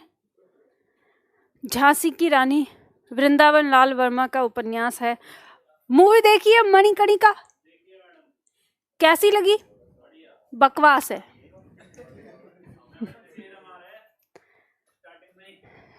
ऐसा है ना, इतना ये कहते हैं ना, इतनी बकवास तरीके से मैं समझती हूँ कंगना रनावत मुझे मिल जाए ना, मैं सच में दौड़ा दौड़ा के मारूंगी। मैं यहाँ पे कह रही हूँ, मैं सच्ची बता रही हूँ। चाहे इस बेशक इस मेरे कहे हुए डायलॉग को ना वो कर दो, वायरल कर दो, मुझे कोई फर्क नहीं पड़ता। मैं सच बता रही हूँ, क्योंकि मेरे जीवन में सबसे ज्यादा अगर मैं प्रभावित हूँ तो मैं रानी लक्ष्मीबाई से प्रभावित हूँ। मैंने बचपन में उनकी कहानी पढ़ी है और मैंने इस उपन्यास को 12th क्लास में ही पढ़ लिया था। हाथी वाला सीन दिखाया है, क्या है वो, मतलब मुझे समझ में नहीं आता। इन बॉलीवुड वालों का इतने गधे हैं। अगर भगवान मतलब कहते हैं ना, सरकार अगर मेरे को दे देना तो इनको काले पानी की सजा दे दूं मैं सबको। इतिहास के साथ इतना ज्यादा छेड़छाड़। अरे बात करते ऐसे कहते हैं कि हम कोई मूवी बनाते हैं, हमारे देश के लोग नकार देते हैं उसको। भाई तुम इतनी घटिया तरीके से चीजें बनाते हो, तुम तरीके से नहीं बना सकते। तुम अपना दिखाने के लिए जो विदेशी मूवी आती हैं वो लोग अपने इतिहास को जैसे दर्शाते हैं एक अलग तरीके से, जो जैसा वहाँ किताबों में वैसा आता है, आप कैसे पसंद नहीं करेंगे लोग? आपने ये बताओ, पूरे हिंदुस्तान ने पढ़ी है कि झांसी की रानी जो है लक्ष्मीबाई, जब वो 8 साल की थी, 8 साल की ना बच्ची ही थी, तो नाना साहब के साथ रहती थी। तो वो क्या थी, सेनापति की तो बेटी थी, कोई राजकुमारी तो थी नहीं, लेकिन उन बच्चों के साथ खेलती थी, राजकुमारों के साथ रहती थी। अब राजकुमार के साथ है तो राजकुमार को जिस तरह का ट्रीटमेंट मिलेगा वो एक सैनिक की बेटी को तो नहीं मिल सकता ना। तो जो नाना साहब थे और वो उनको हाथी पर बिठाकर घुमाने ले गए और रानी लक्ष्मीबाई को नहीं लेके गए। उस समय छबीली इनका नाम था, छोटी थी ये। तो इन्होंने जिद कर दी, 8 साल का बच्चा अब किस तरह से, तो इन्होंने जिद कर दी कि मुझे भी हाथी पर बैठना है। तो वो नहीं ले गए, वो कहते हैं ना कि नज़र बचा के चले गए। तो इन्होंने अपने पापा से बहुत जिद करी, तो इनके पापा ने उस समय झुंझला के कह दिया कि तेरे भाग्य में हाथी नहीं है। और तब कहते हैं कि 8 साल की बच्ची ने इस तरह से ठनक के कहा कि मेरे नसीब में एक नहीं 10-10 हाथी हैं। और ये कहा जाता है कि वृंदावन लाल वर्मा ने वहाँ पे ये कहा है कि ऐसा लगता है कि मानो माँ सरस्वती ने स्वयं भविष्यवाणी की हो उनके मुख से। और फिर क्या हुआ, इसका ये घटना तो यहाँ हुई। अब 8 साल की बच्ची के दिमाग में ये बात इतनी बैठी कि जब उनकी शादी हुई, 13 साल की अवस्था में इनकी शादी हो गई थी। और जब इनकी शादी हुई तो ये एक प्रथा थी कि नई बहू जब आती थी तो उसकी मुंह दिखाई होती थी, और मुंह दिखाई में सबसे पहले पति ही उसको मुंह मांगा उसको कोई गिफ्ट देगा। तो सब उनकी मुंह दिखाई हो रही थी। तो वहाँ पे राजा ने कहा कि बताओ रानी, आपको क्या गिफ्ट चाहिए। तो उन्होंने क्या कहा कि मुझे उपहार में 10 हाथी चाहिए जो नाना साहब को भेजने हैं। अब इस बात से अंदाजा लगा सकते हो कि उनके मन में कितना मतलब ये आक्रोश रहा होगा उस चीज का। तो 10 हाथी नाना साहब को भेजे गए कि ठीक है, फिर तो वो राजा हो गए। उनके हाथ में, उनके पास में 10 क्या 100 हाथी थे उनके। तो ये कहा जाता है कि ये कहानी जब जिस तरह से उन्होंने दर्शाई है, फिल्माई है, तो इससे ये चीज़ आता है कि रानी लक्ष्मीबाई ने कैसे अपने आप को बनाया। आप जब उपन्यास पढ़ते हैं तो उसमें ये घटना आती है, जो शेर की कहानी जोड़ी, कुछ नहीं है, ऐसा तो कोई वर्णन नहीं है कहीं पे। और जब आप इनको पढ़ेंगे, इन्होंने अपनी प्रस्तावना में सामने लिखा है कि रानी लक्ष्मीबाई की इस उपन्यास को लिखना मेरे जीवन का एक सबसे बड़ा चैलेंज है मेरे लिए। और इसको लिखने के लिए इन्होंने 3-4 साल पूरा रिसर्च किया था, और जहाँ रानी लक्ष्मीबाई थी वहाँ के बड़े बुजुर्गों से बातचीत करके, कि जो गांव के किस्से कहानियाँ जो फैले हुए होते हैं उनका पूरा अध्ययन करके उसके बाद इन्होंने इस उपन्यास को लिखा था। भाई आप बिल्कुल सेम टू सेम क्यों नहीं बना सकते थे? आप सेम टू सेम बना सकते थे। शादी भी 23 साल की उम्र में तो मर गई थी। आखिर आप एक बात बताओ, क्या रानी लक्ष्मीबाई बांझ थी क्या? बच्चा नहीं हो सकता था? उनको दत्तक पुत्र लेने की क्या आवश्यकता पड़ी? कभी सोचा है दिमाग से? बात ये थी कि रानी लक्ष्मीबाई बच्चा पैदा करने की उम्र में थी नहीं, तब तक तो राजा बीमार हो गए, और बीमार होने के बाद उनकी डेथ हो गई। वो बच्ची थी, उनकी शादी 13 साल की उम्र में हुई थी। 18 साल की उम्र में तो वो वैसे ही विधवा हो गई थी। तो बात यही है कि अब छोटी उम्र में जो उन्हें बच्चा हुआ भी, तो बच्चा मर गया। वो अब राजा थे बूढ़े 50-60 साल के, और वो थी बच्ची, कितनी रही होंगे, 15-16 साल की अवस्था में उनको बच्चा हुआ था। अब वो नहीं हुआ। प्रकृति है, साइंस भी तो कुछ होती है, पढ़ते हो। पर बात यही है कि दिखाएंगे कुछ भी इतना। कहते हैं, मैं गई थी मूवी देखने के लिए बड़े जोश में कि बहुत अच्छी बनाई होगी, लेकिन वहां जाने के बाद अब दिमाग इतना खराब हो गया कि रानी लक्ष्मीबाई के कैरेक्टर को अंतिम दृश्य क्या दिखाया, इनकी सारी वीरता को कहते हैं ना ताक पे रख दिया। जो तुम्हारे पास किस्से कहानी थे, वही जो कुछ लोग इल्जाम लगाते हैं ना कि बॉलीवुड हमारी संस्कृति को खराब कर रहा है, वही काम किया। वैसे तो बनती हैं बैठ के कि मैं बीजेपी और मैं हिंदू और मैं ये मैं वो। काहे कि तुम हिंदू और वो बीजेपी और ये सारी चीज मिलके तो तुमने रानी लक्ष्मीबाई के कैरेक्टर को ही खत्म कर दिया, तबाह कर दिया। आपको पता है मूवी का अंत क्या है? देखिए, नहीं देखी मूवी के अंत में क्या दिखाया? रानी लक्ष्मीबाई युद्ध कर रही है, वहीं पे अंग्रेज है, वहीं पे है, बस ऐसे खड़ी हैं, अब जल गई हैं वो। क्या दिखाया यार ये? ऐसा मतलब बकवास सीन। आप अपने देश के नौजवानों को ये तो बताओ कि उस महिला के साथ क्या हुआ था। रानी लक्ष्मीबाई के लिए अंग्रेजों ने ये अनाउंस कर दिया था कि रानी लक्ष्मीबाई को जिंदा या मुर्दा पकड़ो, उसके एक हाथ को इस जगह, एक हाथ को उस जगह, धड़ को यहाँ, सिर को यहाँ, ऐसे टांगा जाएगा, लटकाया जाएगा। ऐसी घोषणा उन्होंने क्यों की थी? इसलिए क्योंकि अंग्रेजों ने कहा था कि जिस देश की औरत में इतनी हिम्मत आ गई तो उस देश का पुरुष क्या कर देगा। इसलिए अंग्रेज पूरी तरह से रानी लक्ष्मीबाई के पीछे लग गए थे कि एक औरत उठ खड़ी हुई है तो ये समझ सकते हैं कि पुरुष तो पहले से ही नौजवान है ही। तो और इस तरह का अगर हमने उनको प्रत्युत्तर नहीं दिया तो हम तो इस देश में रह ही नहीं पाएंगे। और रानी लक्ष्मीबाई ने क्या कहा था, उनके जो अंगरक्षक और उनके साथ के जो लोग थे, उन्होंने यही कहा था कि किसी भी कीमत पर रानी लक्ष्मीबाई के शरीर का इतना सा भी टुकड़ा अंग्रेजों को मिलना नहीं चाहिए। जब उन्हें पता चल गया था कि अब कोई शरण नहीं देगा और चारों तरफ से मुखबरी की थी, रानी कैसे मरी थी? अपनों की वजह से ना। इस देश में गुलामी हमेशा अपनों की वजह से ही आई, लोगों ने धन के लालच में। अब जब उन्हें ये पता चल गया कि कहीं ना कहीं अंग्रेजों के हाथ आ ही जाऊंगी, तो अपने देश को उन्होंने, जो यहाँ के नौजवान को, यहाँ की महिलाओं को जो उन्होंने शिक्षा दी थी, जो सिखाया था, उसको कायम रखने के लिए उन्होंने ये कह दिया था कि मेरे शरीर का एक टुकड़ा भी नहीं मिलना चाहिए अंग्रेजों को। और कहा जाता है कि इसमें लोगों का संशय है कि शायद उन्होंने अपने आप को, क्योंकि वो इतनी घायल हो चुकी थी कि ठीक होने की ऐसी स्थिति थी नहीं, एक उनकी जो सखी थी उसको अपने पुत्र को देकर, जो उन्होंने गोद लिया था, कि तुम इसको ले जाओ नाम बदल के, भेष बदल के, नहीं तो अंग्रेज उनके पुत्र के साथ भी अत्याचार करते। और ये भी कहा जाता है कि वो शायद उन्होंने जलती हुई लाश में ही, मतलब जलती हुई चिता में ही अपने आप को दाह किया हो, और लास्ट में कि मेरी राख भी ना मिले, कि अंग्रेजों को पता चल गया था कि रानी लक्ष्मीबाई शायद मर गई है, उसे जला दिया गया है। और इनके जो और सैनिक थे, जब उन्हें पता चला कि अंग्रेज आ रहे, अंग्रेजों के घोड़े, तो इनकी जो चिता जलाई गई थी वो नदी के किनारे रख के जलाई गई थी, और जलती हुई चिता को आग उसमें नदी में प्रवाहित कर दिया गया था, कि ताकि अंग्रेज ढूंढ ना पाए चलते हुए पानी में। तो ये इनका अंत था। वो क्यों नहीं दिखाया भाई? जो लोगों को पता चलता। आपने कितना बकवास तरीके से दिखाया। उठ तो गए आप रानी लक्ष्मीबाई के जीवन पे कहानी बनाने के लिए, लेकिन तुम उसके जीवन की कहानी का एक हिस्सा भी नहीं बना सके। उन्होंने कैसे अपने जो महल की जो और औरतें थीं, जो औरतें चूड़ियाँ और सिंदूर और कहते हैं कि गले में मंगलसूत्र और ये आभूषण और इन सब में लदी रहने वाली जो स्त्रियां थीं, उनको उन्होंने कैसे तलवार चलाना सिखाया। इस चीज़ को दिखाते ना थोड़ा बहुत, कि कैसे उन्होंने लोगों को अपने साथ की जो एक औरतों की पूरी सेना तैयार कर ली थी, वो कैसे कराया। थोड़ा सा कम से कम आज की हमारी जो स्त्रियां हैं, जो रील बना बना के और अपने शरीर का प्रदर्शन कर करके व्यू लाने की कोशिश करती हैं, उल्टी सीधी हरकतें दिखा दिखा के, उनको पता तो चलता कि हम किस देश की वीरांगनाएं हैं या किस देश की हम स्त्रियां हैं, हमारे देश में किस तरह की महिलाओं ने जन्म लिया है। पर बात ये है कि हमारे देश में ना चीज़ें ही ऐसी है, हम पसंद ही वही करते हैं ना। खैर चलो, मैं ज़्यादा जोश में आ गई है ना, क्योंकि रानी लक्ष्मीबाई लेके ना सेंसिटिव मुद्दा हो जाता है।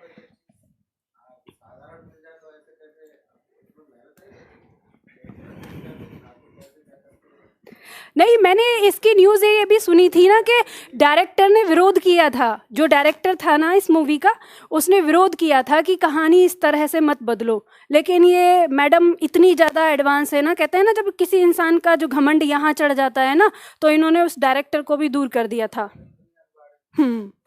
खैर चलो आगे बढ़ते हैं। देखो, नागार्जुन की कविता है शासन की बंदूक। गजानन माधव मुक्ति बोध की आती है, चांद का मुंह टेढ़ा है, ये कविता में आ जाता है। और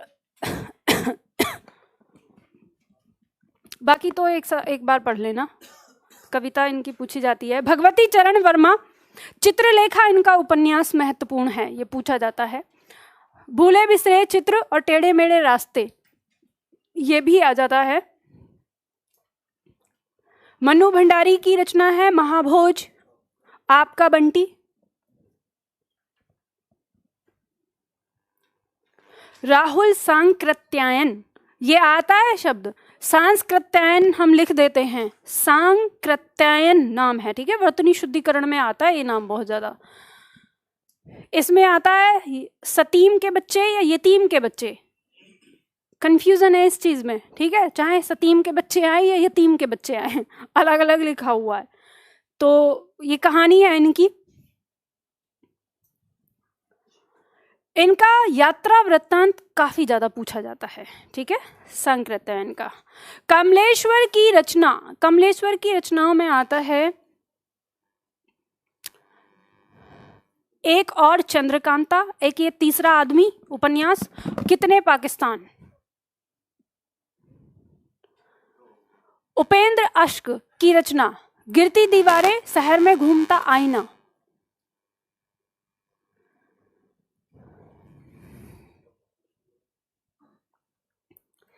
एकांकी है जोंक इनकी। निबंध है मंटो मेरा दुश्मन। हाँ, निबंध मंटो मेरा दुश्मन। यशपाल की है दिव्या झूठा सच।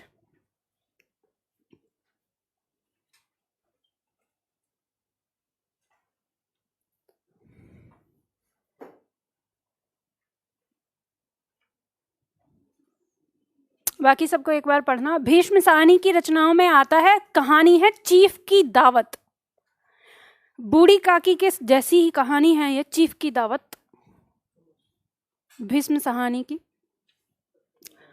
उपन्यास तमस और झरोखे।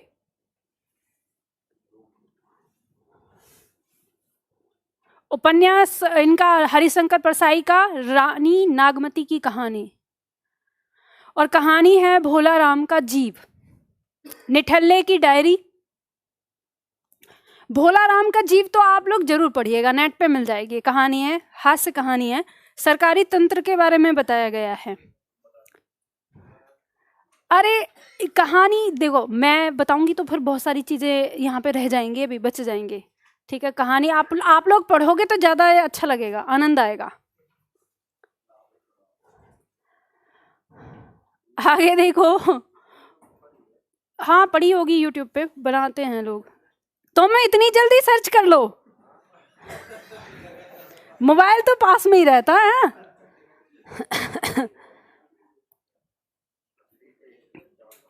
इन सबको एक बार पढ़ना।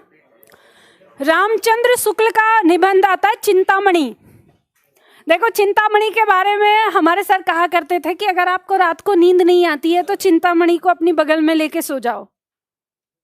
कहने का मतलब ये है कि चिंतामणि को अगर आप एक बार पढ़ लोगे 2-3 पन्ने, तो फिर उसके बाद जिंदगी भर आपको नींद की गोली की आवश्यकता नहीं पड़ेगी। शायद लोगों की नजरों में इतना बोरिंग है ये निबंध है। ठीक है, चलो आगे बढ़ते हैं।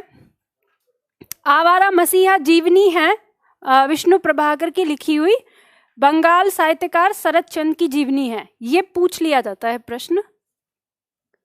उपन्यास है इनका अर्धनारीश्वर।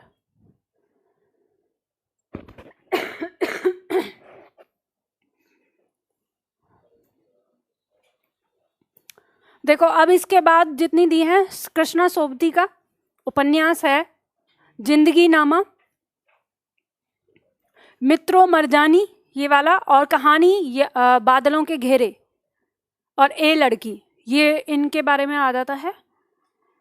निर्मल वर्मा की कहानी है परिंदे, ये भी पूछा गया है कई बार।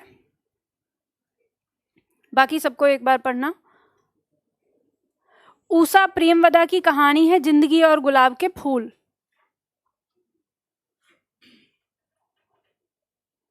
ठीक है, ये कुछ रचनाकार थे। इसके बाद कुछ ऐसी कविताएं बची हैं जिनको आपको एक बार पढ़ना जरूरी है, अलग अलग, क्योंकि इसमें से आपकी परीक्षा में आ जाती हैं।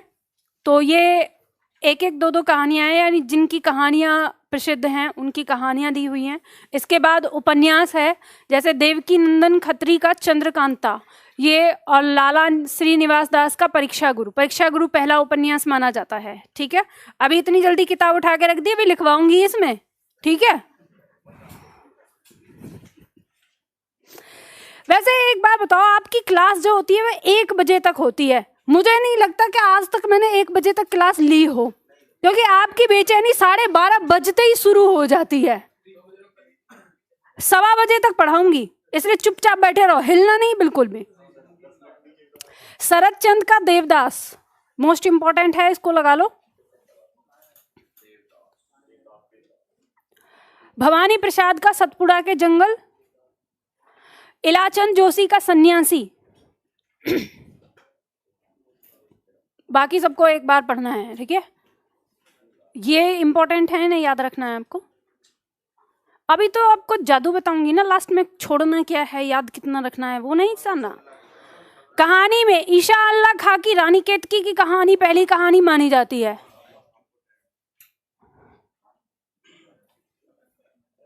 ठीक है, सबको एक बार पढ़ना है इसमें। जिंदगी और जोंक अमरकांत की है। एक इम्पोर्टेंट है ये। और ये शिव प्रसाद सिंह की कर्मनाशा की हार, जिंदगी और जोक नीचे से तीसरा है। नाटक,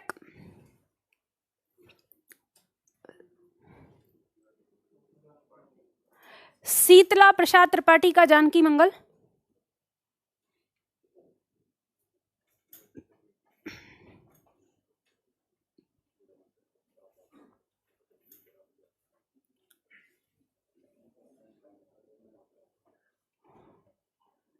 एक बार पढ़ लेना इनको, एकांकी दिया हुआ है, इसमें भी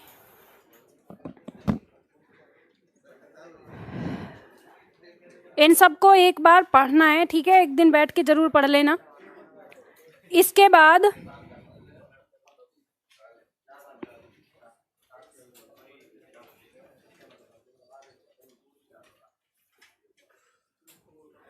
प्रमुख पत्र पत्रिकाएं, मध्य प्रदेश के छात्र ध्यान दें, उनकी परीक्षाओं में आता है, ठीक है, एसआई एमपीएसआई में ये पत्र पत्रिकाएं मोस्ट इंपॉर्टेंट है उनके लिए।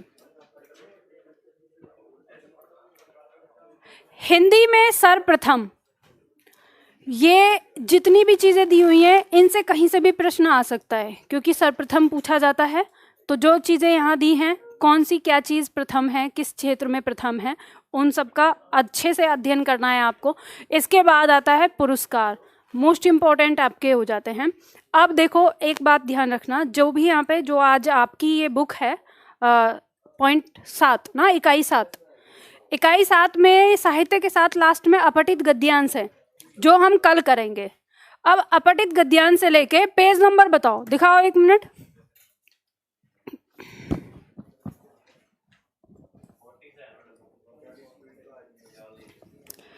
देखो यहाँ आप कह सकते हो पेज नंबर 1 से लेके जो आपका 39 तक जो दिया हुआ है, हम इस मैटर की बात कर रहे हैं, इसको कैसे याद करना है आपको। बिल्कुल हमने हिंदी साहित्य के काल जहां से लिया और वहां तक। सबसे पहले नंबर पे आपको याद करना है पुरस्कार, तो यहाँ पे लिख लो, सबसे पहले इसे याद करें, या तो यहाँ लिख लो या फिर आपका जहां पर इंडेक्स बना हुआ है वहां पे लिख लो, ठीक है। जब आप इन 40 पेजों को पढ़ने के लिए बैठेंगे तो सबसे पहले आपको याद करना है पुरस्कार।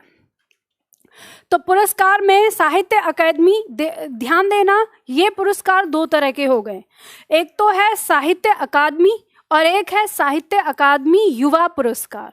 अब ये 2011 से शुरू हुआ है, ठीक है, तो उससे भी पूछ लिया जाता है। अब इसमें ये पुरस्कार कब से मिल रहा है, किन किन भाषाओं में मिलता है, कितना, किस सन में कितना पैसा इसमें दिया जाता था, अब कितना दिया जाता है, वो पूरी डिटेल यहाँ पे लिखी है। इन सबको पढ़ना, क्योंकि इनमें से कुछ भी वो पॉइंट पूछ सकता है। अब इसके बाद सबसे पहले आपको याद रखना है कि 1955 में ये हिम तरंगिणी काव्य मतलब कविता के लिए माखनलाल चतुर्वेदी को मिला था, ठीक है, पहला। तो पहला आप सन के साथ याद करेंगे, उसके बाद जो बाकी दूसरा, तीसरा, चौथा, पांचवा लास्ट तक जो आएगा, उन सबको आपको सन याद करने की जरूरत नहीं है। बस आपको इतना याद रखना है कि वासुदेव शरण अग्रवाल ने पद्मावत संजीवनी की व्याख्या की, आचार्य नरेंद्र देव ने बौद्ध धर्म दर्शन के बारे में बताया, राहुल सांकृत्यायन ने मध्य एशिया का इतिहास बताया। अब यहाँ पे ये महत्वपूर्ण क्यों हो जाते हैं, क्योंकि जिनको पुरस्कार मिला है तो वो तो महत्वपूर्ण हो ही गए। तो सबसे पहले आपको याद रखना है इसी में, जैसे आप देखेंगे, अज्ञेय का आंगन के पार द्वार, ये इनकी कविता है, इसके लिए इनको ये पुरस्कार मिला हुआ है। जैसे जैनेन्द्र का उपन्यास है मुक्ति बोध, तो ये महत्वपूर्ण हो गया। तो हम सबसे पहले नंबर पे इनको पढ़ेंगे। इसके बाद इसमें 2016-20 देखो, इसमें आपका दिया हुआ है 2020 तक जो पुरस्कार है ये अनामिका को मिला, और इनकी जो कविता संग्रह है वो टोकरी में दिगंत थेरी गाथा 2014 में इन्होंने दिया था, उसके लिए इनको मिला है। अब इसके आगे यहाँ पर आप इसको अपडेट कर लो 2021 में किसको मिला है और 22 में किसको मिलने वाला है, तो आपके लिए महत्वपूर्ण 21 और 22 के हो जाते हैं जो आपकी परीक्षा में आएगा, पूछा जा सकता है। ठीक है, वो यहाँ पर आप लिख लें। 2021 में ये मिला है सम्राट अशोक नाटक है।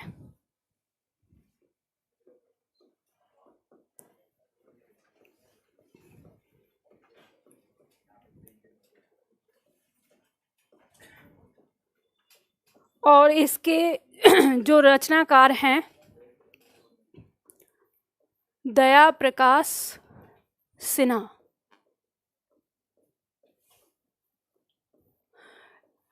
दो 2021 में मिला है इन्हें, और अब 2022 में जो दिया जाएगा ये मार्च 2023 में मिलेगा। ठीक है, आगामी। तो क्योंकि आपकी परीक्षाओं के लिए जो महत्वपूर्ण है वो ये हो जाएगा कि जो हमारा साहित्य अकादमी पुरस्कार है वो 2022 में किसको मिला है हिंदी में, तो ये मिला है, कविता संग्रह है ये एक, तुमड़ी के शब्द। तुमड़ी के शब्द ये कविता संग्रह है।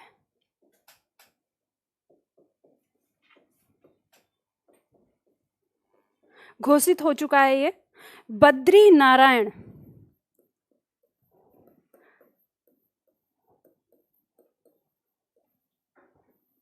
दो 2022।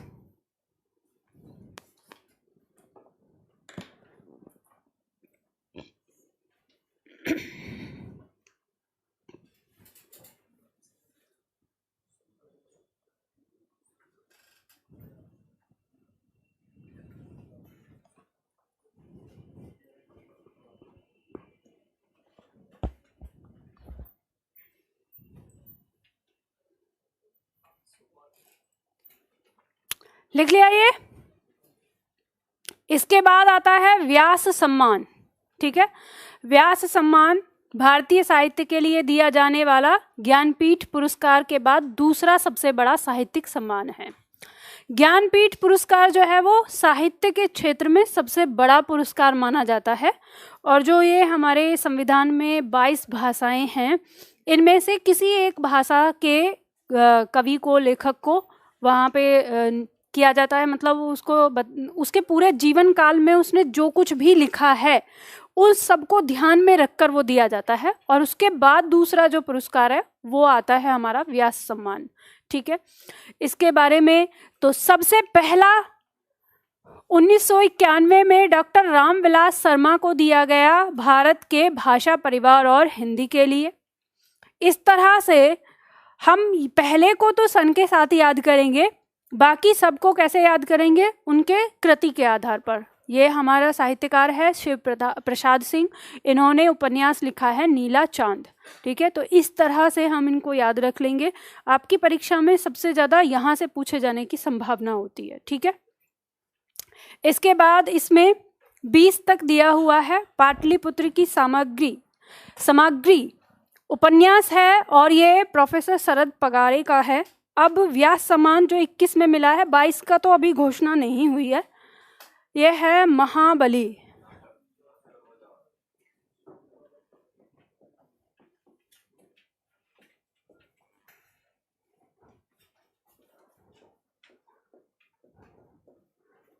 असगर वजाहत इसके साहित्यकार हैं, 2021 में दिया गया इनको।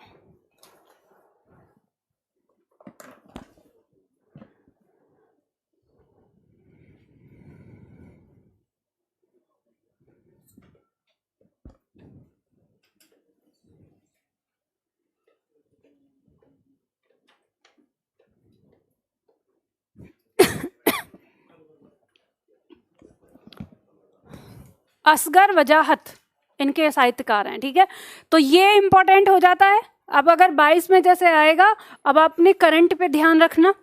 जब करंट आपका आता है तो जो और किसी चीज़ के लिए, मान लो विज्ञान के लिए दिया गया या किसी और क्षेत्र में दिया गया, चिकित्सक क्षेत्र में दिया गया, तो वहाँ पे वो आपके जीएस में आ जाएगा। लेकिन जो हिंदी के लिए दिया जाएगा पुरस्कार, वो किस में, हिंदी में पूछा जा सकता है। ठीक है, तो इसलिए इनको अपडेट कर लेना जब भी आएगा न्यूज़ में, और शायद मार्च तक पता चल जाएगा, मार्च 2023 में दिया जाएगा तो तब पता चल जाएगा।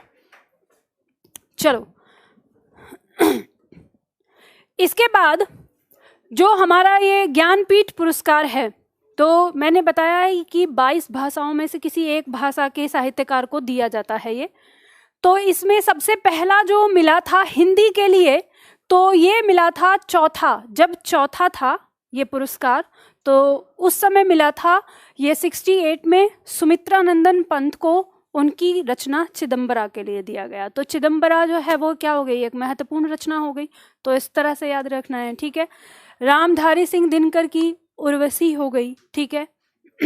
अज्ञेय की कितनी नावों में कितनी बार, महादेवी वर्मा का यामा हो गया, ठीक है। इसको अब ये संकलन था इनका। इसके बाद ये 1984 के बाद से यह पुरस्कार लेखक के पूरे जीवन भर उसने जो कुछ लिखा है उसके लिए हो गया। उससे पहले तो एक रचना को ही आधार मानते थे, लेकिन अब उसके पूरे साहित्य को आधार मानकर दिया जाने लगा है।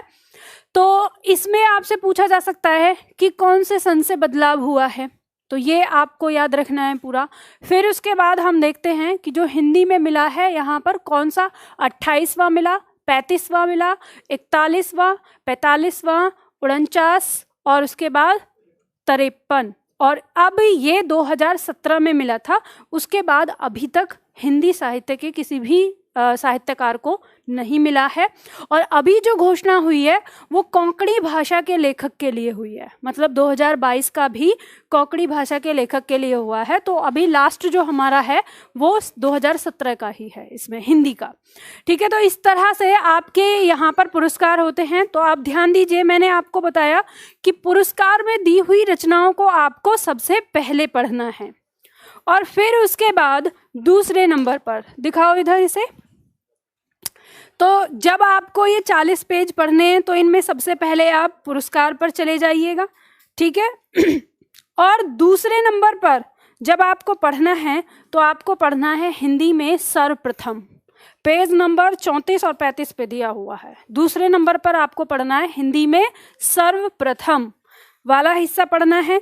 और तीसरे नंबर पर पढ़ना है आपको रचना एवं रचनाकार, जो मैंने आपको यहाँ पर बताया, पेज नंबर 9।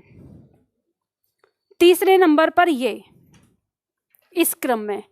फिर चौथे 5वें नंबर पर अपनी मर्जी से आप चुन लेना। तीसरे नंबर तक का अगर आपने तैयार कर लिया तो इतना ही मिल जाएगा, यानी 40 पेज में से आपके लिए कितना हो गया, 20 पेज ही याद करने हैं। तो इतना भी कर लेंगे तो आपकी परीक्षा में लगभग आपको मिल जाएगा। और उसके बाद ये सब करने के बाद जब आपको अभ्यास करना हो तो अभ्यास आपका आएगा प्रीवियस क्वेश्चन पेपर है, ठीक है।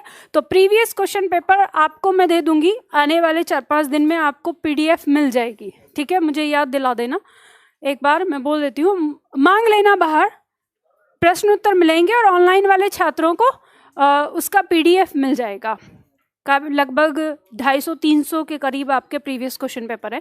तो उन्हें पढ़ लेना, उनका अभ्यास कर लेना, इतना ही आपके लिए पर्याप्त है। इसी में आपकी परीक्षा में जो चीज़ें मिल जाएंगी। और ध्यान देना साहित्य के क्षेत्र में इससे ज़्यादा करने की कोशिश मत करना जब अगर आपकी परीक्षा में केवल हिंदी व्याकरण पूछा जा रहा है तो, ठीक है।